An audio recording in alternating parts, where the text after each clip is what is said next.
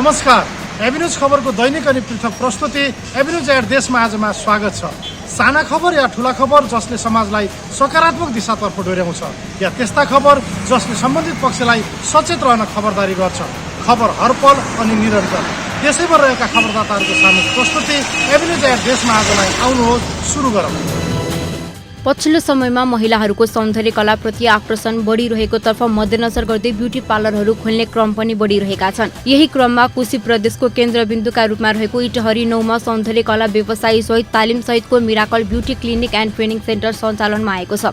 Doctor पूजा मित्तलको सेवा सहितको सौन्दर्य कला सम्बन्धी ट्रेनिङ सहितको मिराकल ब्युटी क्लिनिक सृष्टिका भण्डारीले सञ्चालनमा ल्याएकी हुन्। सौन्दर्य कलाका सेवाहरू सहित दक्ष जनशक्ति तयार पार्ने उद्देश्यले सौन्दर्य कला सम्बन्धी तालिम सञ्चालन गर्ने गरी इटहरी महानगरपालिकाको वडा नम्बर 9 मा केन्द्र बनाएर सञ्चालनमा मिराकल ब्युटी क्लिनिक सञ्चालनमा ल्याइएको टङ्क भण्डारीले जानकारी दिए। स्वरोजगार ट्रेनिङ सेन्टरको सफलतापछि सौन्दर्य कलाको क्षेत्रमा समेत दक्ष जनशक्ति तयार पार्ने उद्देश्यले सेन्टर समेत सञ्चालनमा ल्याएको पनि भण्डारी बताउँछन्। उद्घाटनको अवसर पारेर डाक्टर मित्तलले निशुल्क रूपमा स्किन टेस्टको व्यवस्था समेत सेन्टरले मिलाएको छ। साताव्यापी रूपमा सञ्चालन गरिएको ट्राफिक सप्ताह 2080 झापामा समीक्षात्मक अन्तर्क्रिया सहित सम्पन्न भएको छ। 7 दिनसम्म निरन्तर सडक सुरक्षा सम्बन्धी गतिविधि सञ्चालनपछि ट्राफिक प्रहरीले सप्ताहव्यापी अभियानको औपचारिक समापन गरेको जिल्ला ट्राफिक प्रहरी कार्यालय झापाका प्रमुख प्रवीण जोशी गेवालीले जानकारी दिए। दुर्घटना न्यूनीकरणका लागि ट्राफिक नियमको पालना गरौँ, सवारी दुर्घटना हुनबाट आफू पनि बचौ र अरूलाई पनि बचाऊ भन्ने नाराका साथ जिल्ला प्रहरी कार्यालय र मातहतका प्रहरी पोस्टले साताव्यापी विभिन्न कार्यक्रम गरेको पनि उनले बताए। कार्यक्रमका प्रमुख अतिथि बिर्तामोड 5 का वडा अध्यक्ष रोहित प्रसाईको प्रमुख आतिथ्यतामा कार्यक्रम सम्पन्न भएको थियो। नेपाल प्रहरी राजमार्ग सुरक्षा तथा ट्राफिक व्यवस्थापन कार्यालय इटहरी सुनसरीको आयोजना र अन्तर्क्रिया मामिला तथा कानून मन्त्रालय कोशी प्रदेशको सहयोगमा असार 19 गतेबाट ट्राफिक सप्ताहको शुभारम्भ भएको थियो। कार्यक्रमको एक समारोहका बीच झापाका प्रमुख जिल्ला अधिकारी शिवराम पोखरेलले उद्घाटन गरेका थिए। पाँचथरको कुम्या गाउँपालिका 1 को खाल्टे माविमा अक्षय कोष स्थापना गरिएको छ। विद्यालयमा एक कार्यक्रमको आयोजना गरी सोही वडाका वसन्त कुमार चामलिङले 1,08,001 रुपैयाँको अक्षय कोष स्थापना गरेका हुन्। अक्षय कोष रकम चामलिङ र उनकी श्रीमती भद्रमाया चामलिङले विद्यालयलाई हस्तान्तरण गरेका थिए। अक्षय कोषको ब्याजबाट अति विपन्न, अनाथ, असहाय र दैविक विपत्तिमा परेका जेहेन्दार विद्यार्थीका लागि छात्रवृत्ति प्रदान गर्ने उद्देश्यले अक्षय कोषको स्थापना गरेको अक्षय कोष दाता वसन्त कुमार चामलिङले बताए। यसअघि पनि सोही विद्यालयमा पौडेल परिवारले 1,51,000 रुपैयाँको स्वर्गीय खम्बसिंह पौडेल अक्षय कोष स्थापना गरेका थिए। सोसँगै 2,59,001 रुपैयाँ अक्षय कोष स्थापना भएको विद्यालयकी निप्र गीता खड्काले बताइन्। यसैबीच खाल्टे माविका प्रधानाध्यापक एकेन्द्र बहादुर खड्काको पनि सोही कार्यक्रममा विदाई गरिएको छ। स्रोत व्यक्ति गाउँपालिकाको शिक्षा अधिकृत हुँदै विद्यालयमा 14 वर्षदेखि शिक्षण पेसामा आबद्ध खड्काको अवकाशपछि विदाई गरिएको हो।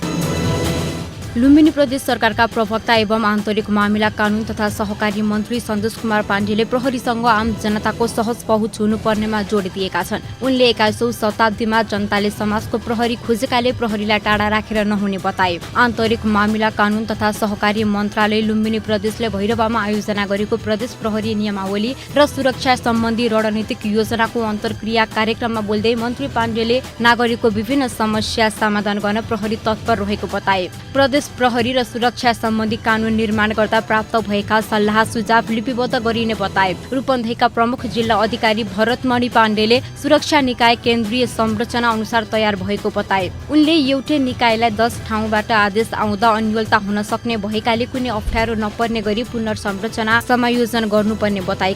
कार्यक्रममा नेपाल प्रहरीका पूर्व एआइजी सुरेन्द्र शाहले लुम्बिनी प्रदेश प्रहरी संगठन निर्माणका आधार, गठन र परिचालन तथा लुम्बिनी प्रदेशका प्रदेश कानून सचिव राजेन्द्र थापाले लुम्बिनी प्रदेशको प्रदेश प्रहरी सेवा सम्बन्धमा व्यवस्था गर्न बनेको ऐन सम्बन्धी प्रस्तुतिकरण गरेका थिए।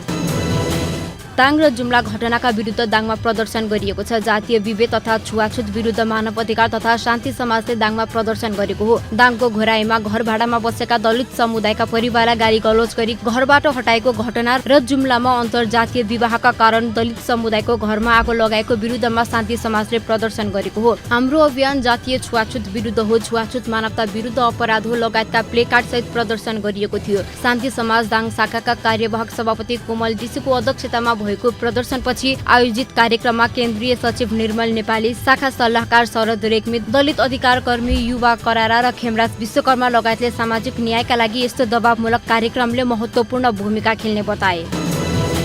स्वास्थ्य कार्यालय पर्वतले 91.2% प्रगति हासिल गरेको जनाएको छ। चालु आर्थिक वर्षको वार्षिक कार्यक्रम सार्वजनिक गर्दै कार्यक्रमले 91.2% प्रगति हासिल गरेको जनाएको हो। कार्यक्रमले वर्षभरि सञ्चालन गरेका दर्जन भन्दा बढी कार्यक्रमको 100% प्रगति हासिल गर्न सकेको दावी गरेको छ। केही कार्यक्रमको सैद्धान्तिक बेरुजु आएको जनाएको छ। मानव स्वास्थ्य, प्रजनन, कुष्ठरोग, HIV, हात्ती पाइले रोग नियन्त्रण, उपचारात्मक सेवाका कार्यक्रमको 100% प्रगति हासिल भएको जनाएको हो। स्वास्थ्य शिक्षा तथा सूचनाको भने बेरुजु देखिएको जनाएको हो। नेपाल पत्रकार पर्वतको आग्रहमा शाखाको पर्वत खातामा पैसा भुक्तानी गर्दा महालेखाले बेरुजु देखाएको कार्यक्रमले जनाएको हो। आगामी आर्थिक वर्षदेखि सूचना र सञ्चार बजेटमा कार्यक्रम परिवर्तन गर्न माग गरिएको सार्वजनिक कार्यक्रममा जनाइएको हो। यसैगरी स्वास्थ्य कर्मीका लागि आधारभूत स्वास्थ्य सेवा तालिम, नाक कान घाँटी सम्बन्धी तालिम, क्षयरोग उपचार तालिम, विभिन्न खोप सम्बन्धी तालिमहरू सञ्चालन भएका हुन्। कार्यक्रमका निमित्त प्रमुख सन्तोष पौडेलले चालु आर्थिक वर्षको पुँजीगत 30,07% खर्च भएको र समानीकरणतर्फको 2,76,13,000 मध्ये 2,56,21,000 रुपियाँ खर्च भएको प्रतिवेदनमा प्रस्तुत गरेका हुन्।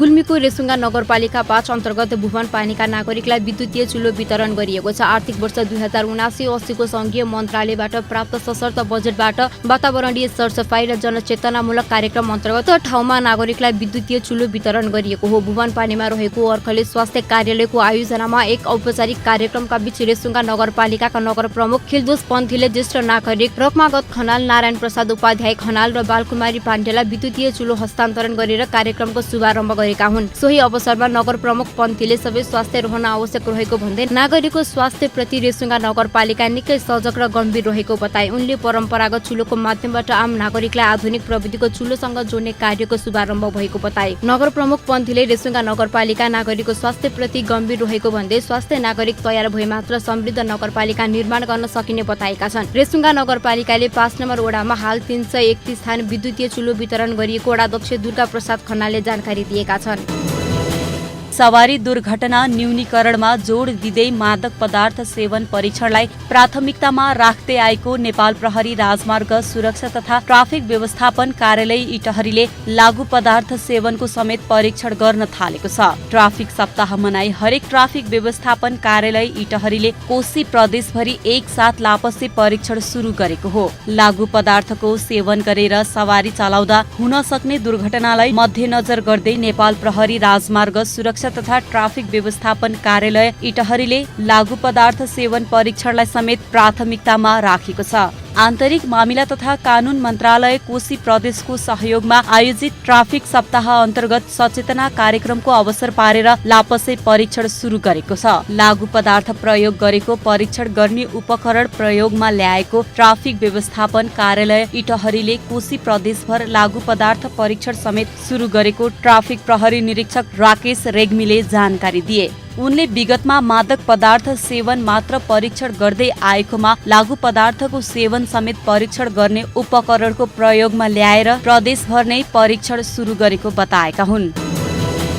भू संरक्षण तथा जलाधार व्यवस्थापन कार्यालय पर्वतले बागलुङ जिल्लामा 15,000 डाले घाँसका बिरुवा वितरण गर्न थालेको छ। भू संरक्षण तथा जलाधार व्यवस्थापन कार्यालय पर्वतले बागलुङ नगरपालिकाको आर्थिक सहयोगमा बागलुङको नर्सरीमा उत्पादन गरेका 15,000 डाले घाँसका बिरुवा किसानलाई वितरण गर्न थालिएको हो। बिरुवा सोमबार बागलुङ नगरका नगर प्रमुख वसन्त कुमार श्रेष्ठले किसानलाई हस्तान्तरण गरेर शुभारम्भ गरेका थिए। श्रेष्ठले डाले घाँसले किसानलाई मात्र नभएर भू संरक्षण र वातावरणको क्षेत्रमा समेत सहयोग गर्ने बताए। पशुपालनका लागि सहज हुने डाले घाँसको भू तथा जलाधारको क्षेत्रमा समेत सहयोग पुग्ने विश्वास व्यक्त गरे।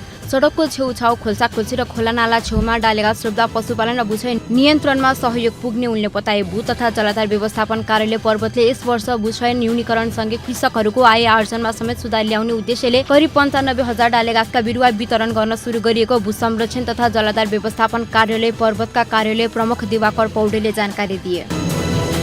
समग्र पत्रकारिताको हक हितका लागि गम्भीर भएर लाग्ने लुम्बिनी प्रदेशका मुख्यमन्त्री डिल्ली बहादुर चौधरीले बताएका छन्। पत्रकारिताको संस्थागत विकासका लागि लुम्बिनी प्रदेश सरकार गम्भीर भएर लाग्ने मुख्यमन्त्री चौधरीले बताएका हुन्। नेपाल प्रेस युनियन बाँकेले आयोजना गरेको पत्रकार भेटघाटमा बोल्दै मुख्यमन्त्री डिल्ली बहादुर चौधरीले आर्थिक वर्ष 2080-81 मुख्यमन्त्री रोजगार कार्यक्रम अन्तर्गत 2 लाख बेरोजगारलाई रोजगार दिने गरी लुम्बिनी प्रदेश सरकारले आयोजनामा ल्याएको बताएका छन्। उनले यसका लागि 1 अर्ब रकम विनियोजन गरेको बताउँदै विशेष गरी महिला, युवा र गरिबलाई मुख्यमन्त्री रोजगार कार्यक्रममा जोड्ने बताए। मुख्यमन्त्री चौधरीले लुम्बिनी प्रदेशका 12 जिल्लालाई स्थानीय सरकार र परम्परा अनुसार सांस्कृतिक रूपमा अगाडि बढाउने योजना प्रदेश सरकारको रहेको भन्दै थारू संग्रहालयका लागि यो आर्थिक वर्षको नीति तथा कार्यक्रममा बर्दिया जिल्लालाई छनौट गरिएको बताएका छन्। उनले बाघको अवलोकन गर्नका लागि बर्दिया राष्ट्रिय निकुञ्जमा स्काई ब्रिज बनाउनुका साथै दाङ र बाँकेमा थारू भिलेज निर्माण गरिने बताए।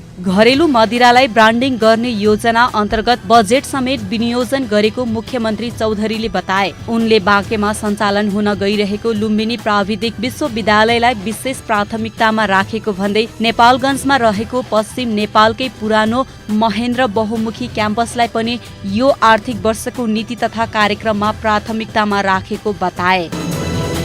नेवारी समुदायको धार्मिक तथा सांस्कृतिक मौलिक परम्परामा आधारित विभिन्न सामग्रीहरू बनाउने कार्य युवा पुस्तामा पनि हस्तान्तरण गर्ने उद्देश्यले सञ्चालित 5 दिने तालिम समापन भएको छ। नेवा पुज इटहरीको आयोजनामा सञ्चालित जनक मण्डप, धूप, बाती, टपरी, खाजा लगायतका सामग्री बनाउने 5 दिने तालिम समापन भएको हो। नेवारी समुदायका 45 जना महिलाहरूको सहभागिता रहेको तालिममा पुष्पा श्रेष्ठले सहजीकरण गरेकी थिइन्। नेपा बहुद्देशीय सहकारी संस्थाको प्रयोजन तथा नेवा मिस पुज इटहरीको संयोजन रहेको तालिम समापन कार्यक्रम नेवा पुज इटहरीका अध्यक्ष लक्ष्मी प्रकाश श्रेष्ठको अध्यक्षता तथा नेपा बहुद्देशीय सहकारीका कार्यवाहक अध्यक्ष जितेन्द्र बहादुर श्रेष्ठको प्रमुख आतिथ्यता रहेको थियो। नयाँ पुस्तालाई पुरानो चालचलन सहित संस्कारहरू सिकाउने उद्देश्यले आयोजना गरिएको तालिमको संयोजन भीम बहादुर श्रेष्ठको संयोजकत्व रहेको थियो। यही असार 19 गतेबाट सञ्चालित 5 दिने तालिमका उपलब्धिमूलक भएको तालिम संयोजक संस्था नेवा मिस पुजकी अध्यक्ष कौशल्या श्रेष्ठले जानकारी दिइन्। नेवा पुजले समय समयमा नेवार समुदायका विभिन्न कला, संस्कार, संस्कृति, पक्ष लगायतका विषयवस्तु समेटेर युवा पुस्तालाई तालिम प्रदान गर्दै आएको छ। कपिलवस्तु नगरपालिका शिक्षा शाखाको आयोजनामा तौलियामा शैक्षिक सामग्री प्रदर्शनी कार्यक्रम सम्पन्न भएको छ। शैक्षिक सामग्री प्रदर्शनीमा चापमा आधारित पास्कलको नियम, शक्ति रूपान्तरण, माइटोसिस मियोसिसको फरक, माटोको प्रभाव, नेपाली व्याकरण, अंग्रेजी व्याकरण, इन्भर्टर सिस्टम लगायतका विषयहरूमा शैक्षिक सामग्री प्रदर्शनीमा राखिएका थिए। सो शैक्षिक प्रदर्शनीमा सनराइज आवासीय मावि प्रथम, तिलौराकोट मावि दोस्रो, सिद्धार्थ विद्या मन्दिर मावि तेस्रो र कपिलवस्तु शान्ति निकेतन मावि सान्तवना भएको शिक्षा शाखा प्रमुख हरिप्रसाद गेवालीले बताए। यस्ता कार्यक्रमबाट विद्यार्थीहरूमा रहेको अन्तरशिपको विकास हुने र अन्य विद्यार्थीहरूले अवलोकनबाट धेरै कुराहरू सिक्न सक्ने अपेक्षा गरिएको शिक्षा शाखा प्रमुख हरिप्रसाद गेवालीले बताए। कपिलवस्तु नगरपालिका नगर प्रमुख सुदीप पौडेलको नेतृत्वमा कपिलवस्तु नगर क्षेत्रका 52वटा सामुदायिक विद्यालयलाई आवश्यक अनुदान दिएर पूर्ण रूपमा निःशुल्क शिक्षा लागू गरिएको छ। विद्यालयको शैक्षिक विकास र गुणस्तरीय शिक्षाका लागि हरेक वर्ष विशेष बजेट व्यवस्था र कार्यक्रमहरू सञ्चालन गरिने कपिलवस्तु नगरपालिकाका नगर प्रमुख सुदीप पौडेलले बताए।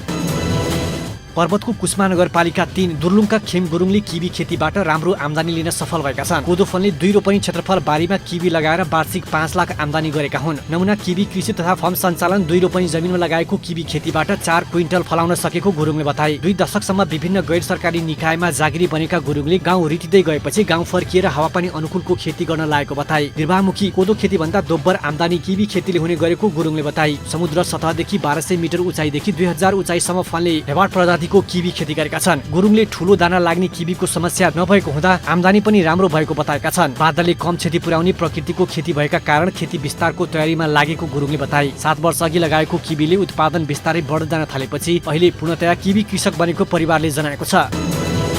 प्राज्ञिक विद्यार्थी परिषद नेपाल तनहुले बृहत नगर सरसफाई कार्यक्रम आयोजना गरेको छ। नियमित सरसफाई कार्यक्रम अन्तर्गत धार्मिक, ऐतिहासिक, पर्यटकीय नगरी ब्यास 5 स्थित पराश्रम आश्रम परिसरमा मन्दिर तथा आश्रम सरसफाई कार्यक्रम आयोजना गरिएको हो। असार 29 गते राष्ट्रिय विभूति आदिकवि भानुभक्तको शुभ जन्मोत्सव मनाउने उद्देश्यले धार्मिक पर्यटकीय स्थल मानुङ डाँडामा पराशर गुरुकुल आश्रमका बटुकहरूलाई सरस्वती वाचन, रामायण पाठ वाचन, रामायण सम्बन्धी नाट्य प्रदर्शन, भगवान राम र हनुमानका जीवनी, कथा, कविता, गजल र साहित्य वाचन हुने भएको प्राज्ञिक विद्यार्थी परिषदका राष्ट्रिय उपाध्यक्ष पुष्पराज खतिवड़ाले बताए। कार्यक्रममा पराशर आश्रम संरक्षण समितिका सचिव सत्यनारायण खनाल, ललित प्रतिष्ठानका अध्यक्ष आकाश अधिकारी, लोकगीत तथा दोहोरी गीत प्रतिष्ठान तनहु केन्द्रका उपाध्यक्ष दीपक श्रेष्ठ, सृजनशील दिदी बहिनी समूह तनहुकी सचिव मन्जु रेग्मी नेउपाने लगायतले 4 बुँदे 18 पुराणका रचयिता भगवान वेदव्यासलाई विश्व माझ पहिचान गराउन र राष्ट्रिय विभूति आदिकवि भानुभक्त आचार्यको जन्मघरलाई पहिचान गराउने उद्देश्यले धार्मिक विद्यार्थी परिषदले गरेको कार्य अति प्रशंसनीय र उदाहरणीय भएको बताइन्। प्राज्ञिक विद्यार्थी परिषदले विभिन्न महिनाहरूमा रक्तदान, नगर सरसफाई, वृद्ध सम्मान तथा भोज वितरण जस्ता कार्यक्रम आयोजना गर्दै आएका छन्।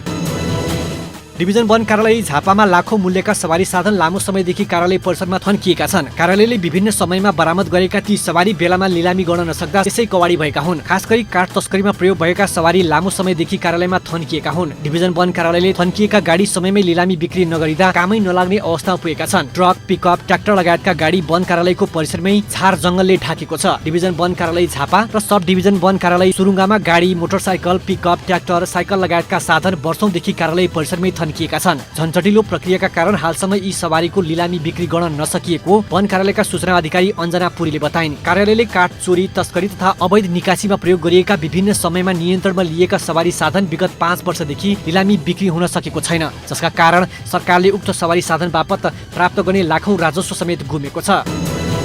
देशकै खबर अनि खबर भित्रको खबर खोज्ने हाम्रा खबरदाताहरूको सामूहिक प्रस्तुति एभिन्यू जे8 देशमा आजमा हामी त्यस्ता खबरलाई ध्यान दिन्छौँ जुन खबर ओझेलमा परेको छ र बन्न सक्छ खबर।